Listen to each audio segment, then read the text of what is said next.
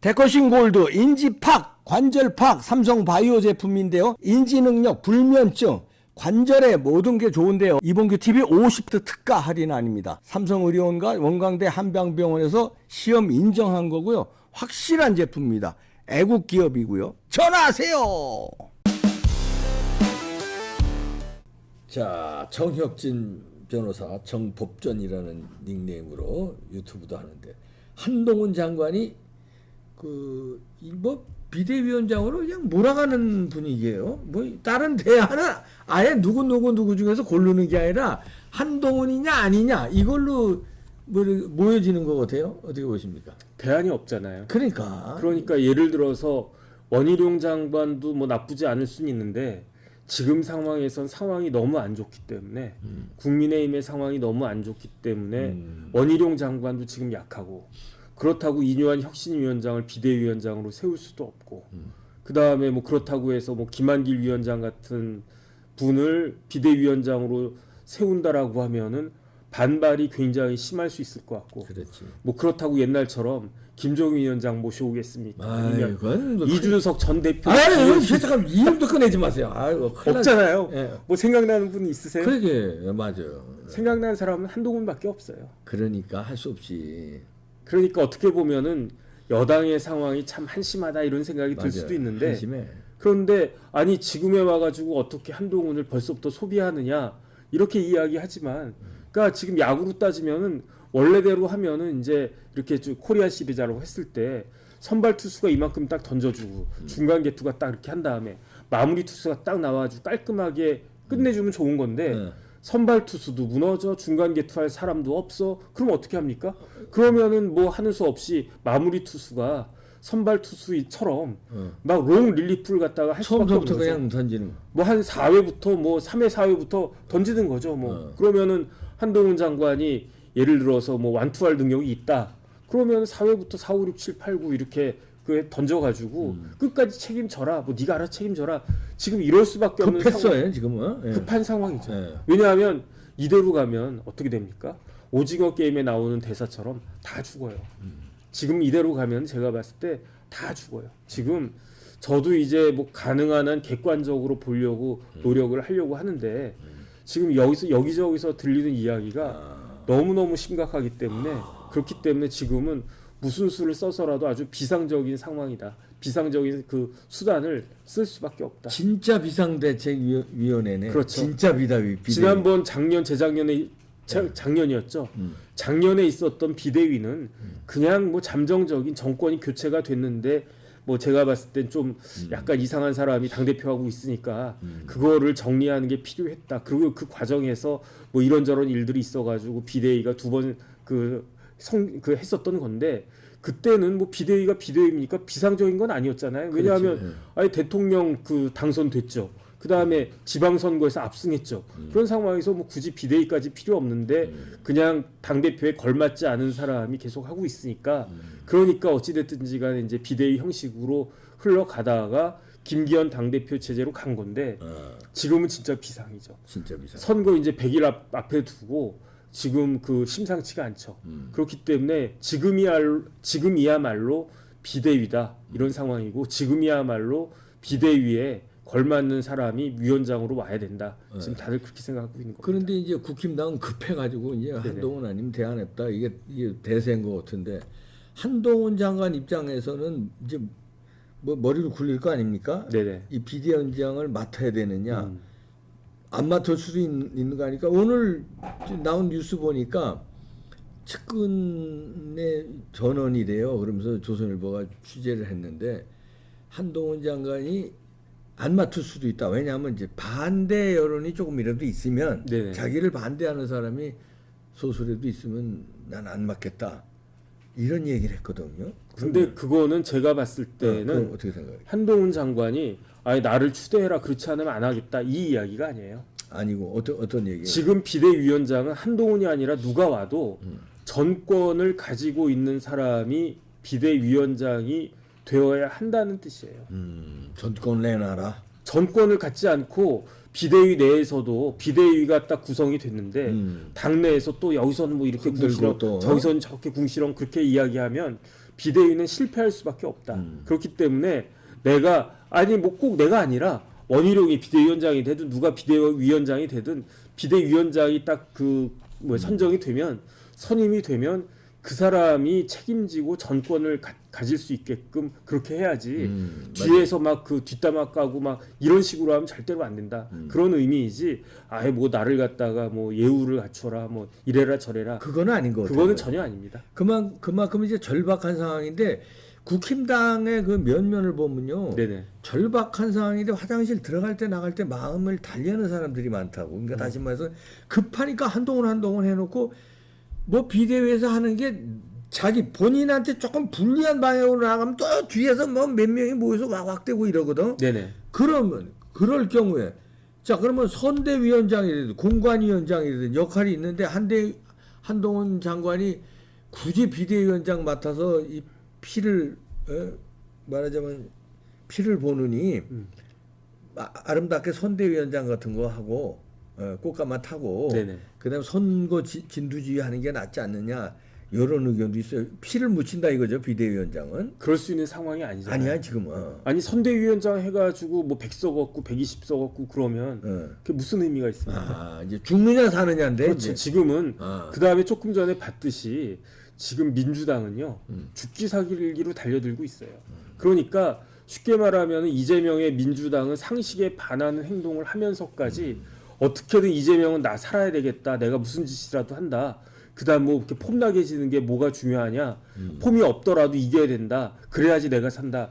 이런 각오로 그냥 죽기 살기로 별짓을 다 하는데 이렇게 점잖 쭉 빼면서 아이 뭐 피 묻히면 되냐? 뭐 그러니까 비대위원장은 좀 뭐 정치적인 경험이 있는 뭐 원로 중에 누가 하고 아 당신은 뭐 선대위원장 나눠 먹기 하고 이래가지고 이기겠습니까? 그래가지고 지금 될 상황이 아니다. 안 돼요. 이렇게 해가지고 그다음에 그렇게 해가지고 이긴다고 한들 한동훈 장관이 뭐 대선 후보가 되겠습니까?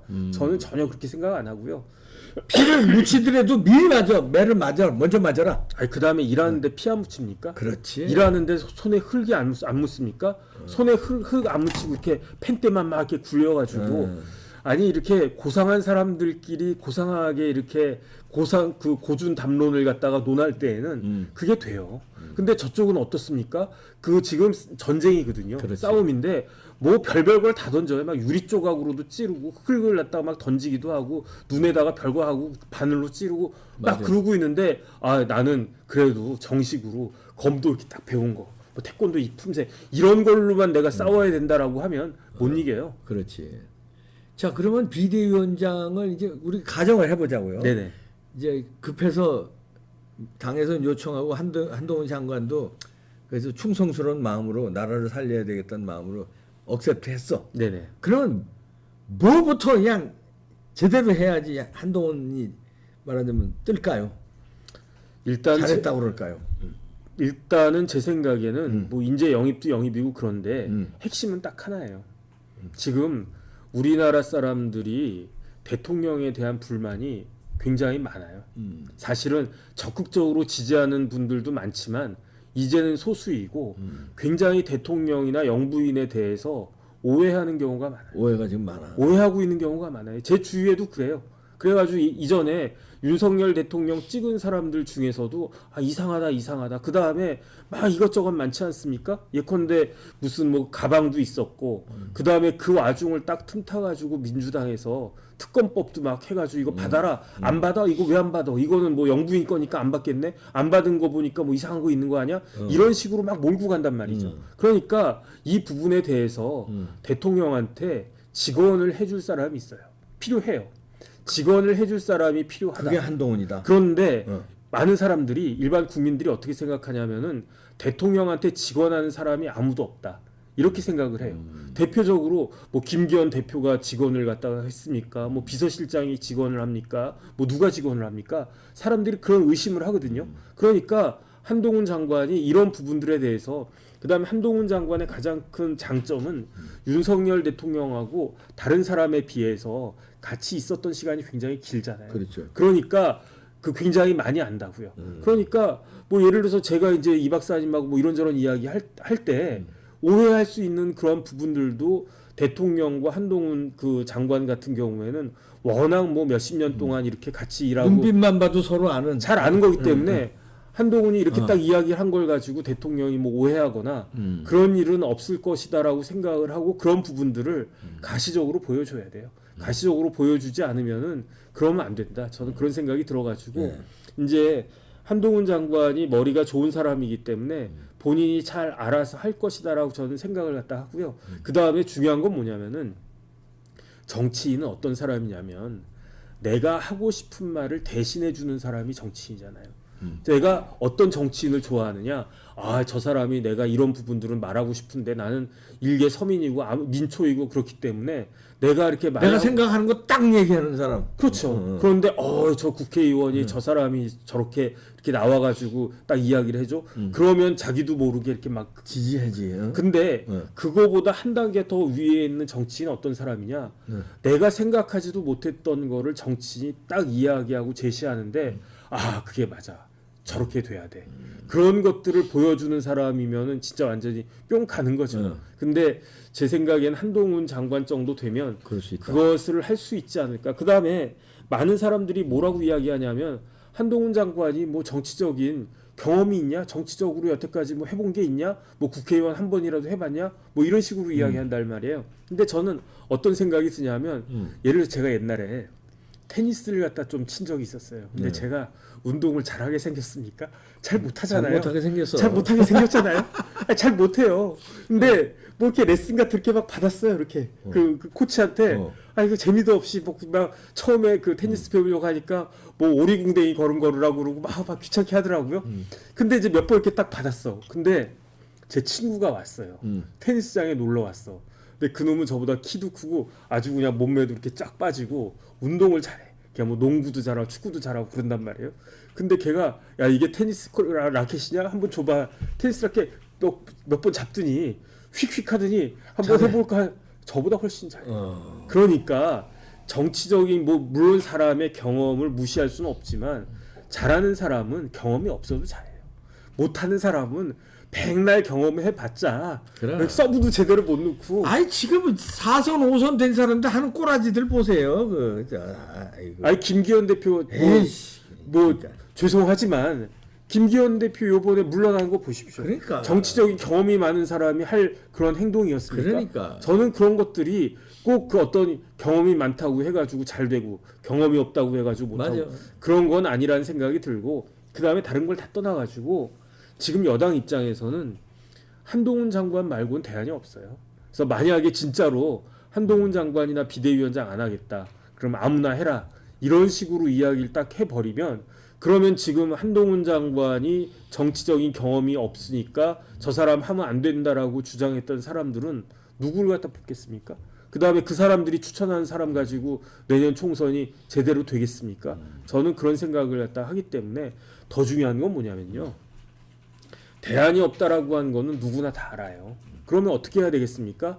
한동훈 장관이 정치적인 경험 같은 것들이 부족한 건 사실이니까 그러면 경험이 있는 뭐 이봉규 의원도 도와주고 뭐 정혁진 의원도 도와주고 어떻게든 도와가지고 일을 갖다가 해결하고 문제를 해결하고 일을 만들어갈 생각을 갖다가 해야지. 아 쟤는 이래서 안 돼, 쟤는 이래서 안 돼, 쟤는 나이 많아서 안 되고, 쟤는 머리 커서 안 되고 그런 식으로 하면 이게 문제가 해결이 되겠습니까?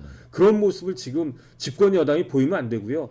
이른바 집권 여당의 다선 의원이라고 하는 사람들이 그런 모습을 보이는 거는 진짜 한심하다. 그 다음에 그렇게 다른 사람 비판하기 전에 당을 위해서 내가 무엇을 헌신을 갖다가 해야 될 것인가, 내가 어떻게 해야 국민들이 마음이 조금이라도 이렇게 돌아올 수 있을 것인가, 그것부터 생각해야 되는 것이 아닌가, 저는 그런 생각합니다. 이제 그렇게 되다 보면 이제 한동훈 비대위원장이 맡고 그러다 보면 한동훈 비대위원장은 전권을 줘서 공천 관리까지 싹 맡기자 이런 의견도 나오고. 그러면 또 너무 독단이 돼서 피를 더 묻힌다. 공관위원장이 있어야 되는데 공관위원장을 누굴 두더라도 그 한동훈 비대위원장이 공천 룰을 비상대책으로 예를 들어서 상향식이 됐든 전략 공천 전혀 없고 완전 경선으로 한다는 등 하여튼 그런 룰까지 비대위에서 만들어야 된다. 이런 의견이 요즘 많이 나오는데 왜냐면 한동훈이니까 네네. 잘할 것이다 이런 얘기지. 네. 기대해서 어떻게 보세요? 잘하- 공천 관리. 잘하든 못하든 지금은 전권 줘야 돼요. 무조건 줘야 돼. 무조건 전권 줘야 돼요. 그래가지고 네가 책임져라. 공천까지 그냥 싹 네, 알아서. 그래서 네가 책임져가지고 지금 생각하는 것보다 일정한 성과 나오면 그러면 그거 디딤돌로 너 대통령 해라. 그런데 만약에 성과가 안 나왔다. 근데 책임지고 물러나야지. 그럼 뭐 책임지고 물러나든 만약에 성과가 안 나왔다. 그러면은 분석해가지고 그것이 한동훈 잘못이었다. 그러면 한동훈 아웃이고 그게 아니고 어쩔 수 없는 불가피한 것이었다. 그러면 재기할 기회를 주고 그런 식으로 해야 되는데 지금 상황에서 무조건 정권 줘야 무조건 줘야 된다고 저는 생각을 하고요. 그다음에 뭐가 있냐면 지금 그 장관들 뭐 이렇게 고위직들 임명하는 데 있어서 옛날에는 민정수석에서 했잖아요. 예. 지금은 인사정보관리단에서 한단 말이에요. 인사정보관리단이 어디에 있느냐? 법무부 장관 밑에 있어요. 그런데 그렇지. 인사정보관리단 만든다라고 하니까 민주당에서 뭐라고 비난을 했냐? 아니 한동훈이 뭐 그 황태자냐 막 이랬단 말이에요. 뭐 그랬죠. 왜냐하면 한동훈이 다 인사 다 하냐? 이랬단 말이에요. 그러니까 그때 한동훈 장관이 뭐라고 그랬냐면 인사정보관리단은 법무부 장관의 소속하에만 있을 뿐이지 법무부 장관으로부터는 독립된 것이다. 그래서 예를 들어서 나는 전혀 관여 안 하겠다. 그 다음에 사무실도 법무부에 안 두고 다른 데 두겠다. 그 다음에 거기 단장도 그냥 일반직 검찰 말고 일반직 공무원 중에 괜찮은 사람 선임해가지고 그 사람한테 다 맡기겠다. 그랬단 말이에요. 그런데 이제 뭐 이런저런 이제 뭐 장관들 뭐 해가지고 인사적인 문제 있지 않았습니까? 그러니까 이제 민주당에서 왜 한동훈이 어쩌고저쩌고라고 이야기를 갖다가 하다가 공격을 하다가 그 공격이 쑥 들어갔어요. 왜 쑥 들어갔느냐? 한동훈 장관이 거기에 대해서 관여를 안 했으니까. 약속대로 관여를 안 했으니까. 장관의 소속하에만 되어 있지 실질적으로 관여를 안 했는데 무슨 책임을 집니까? 그거랑 제가 봤을 때 똑같이. 그런데 이번에는 한동훈 장관이 네가 책임져라. 네 권한 줄 테니까 당신이 알아서 공천도 뭐 이렇게 나눠 먹기 식으로 뭐 영남엔 뭐 누가 있으니까 그 뭐 서울에는 뭐 이렇게 누구니 이런 식으로 하지 말고 가장 그 이길 수 있는 사람 그다음에 전체적으로 그림을 딱 짰을 때에도 야, 그 국민의힘이 좀 바뀌었네. 이런 식의 생각이 들 수 있는 그러한 그림을 네가 짜라. 네 책임하에. 그렇게 하는 게 저는 필요하다라고 생각을 하고요.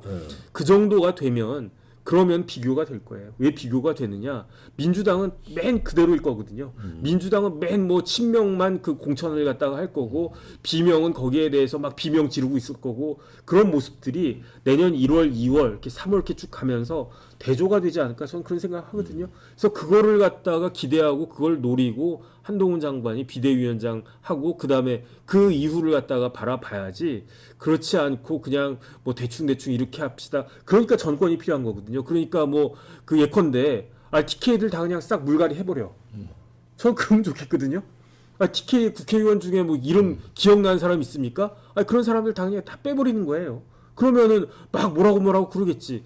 근데 내가 전권 있으니까 내 책임이니까 뭐 니네들 뭐 당신들 무소속으로 출마하려면 뭐 이런 식으로 그렇게 좀 과감한 그런 모습들을 갖다가 딱 보여줘야 그래야지 국민들이 관심을 갖고 관심이 있어야 지지하는 거 아니겠습니까? 지금은 관심도 없어요. 그러니까 이런 부분들을 잘 생각해야 될 것이다. 그렇게 저는 판단됩니다. 그 히딩크하고 자꾸 비교하는데 히딩크도 처음엔 막 5대 빵으로 치고 이래서 그게 별명이 5대 0이었어요. 맞아요. 히딩크가. 네. 근데 전권을 하여튼 축구협회가 주고 네. 그냥 비판이 언론에서 막 비판해도 그냥 내비뒀거든요. 그래서 나중에 성과가 나오고 나중에 영웅이 됐잖아요. 네네. 그런 식으로 한동훈한테 만약에 정권을 주면은 우리 정혁진 변호사 말 맞다나 진짜 거기서 감나라 배나라 비판하고 이상한 짓들 하지 말고 이제 결과에 책임지고 그냥 총선을 그냥 이끄는 거야. 그 뭐 룰을 어떻게 하든 뭘 하든 그리고선 부정선거로 만약에 얻어맞아도 한동훈 장관 책임지는 겁니다. 맞습니다. 그러면 얻어맞지 않기 위해서 부정선거에 대해서 뭔가 조치를 취하든 뭔가 뭘 하겠죠. 그러니까 전권을 주면은 스마트한 사람이고 정의감이 넘치는 사람이고 흠 없는 사람이니까 잘할 걸로. 딱 생각을 해보세요. 밀어줘야 돼 우리가. 지금 내년 총선을 김기현 대표가 준비한다라고 생각을 하고 한동훈 장관이 준비한다라고 생각을 하고 정치 경험은 김기현 대표가 뭐 4선인가 그렇다면서요. 그러면 뭐 16년 동안 국회의원 한 사람이지만 그 시장까지 했었어요. 그러니까요. 20년 했어요 정치를. 그런 사람이 하는 게 나을까? 젊고 빠릿빠릿한 한동훈이 한 게 나을까? 아이, 그건 뭐. 더 이상 볼 것도 없지 볼 않습니까? 거 말하지 마요. 알았어요. 딱 끝났네. 아니 그 다음에 또 한번 비교를 갖다가 해보는 게 누구랑?